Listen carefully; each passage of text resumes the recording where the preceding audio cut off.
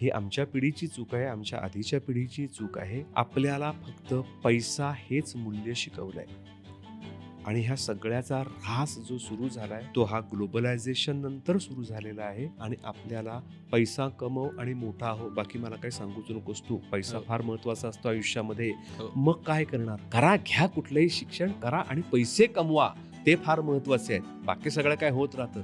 अरे पण तुला मी जगण्याचं भानच नाही दिलं, जगण्यातलं सौंदर्य नाही तुला शिकवलं, तर हे सगळं व्यर्थ आहे. पैसा येईल जगणार कसं?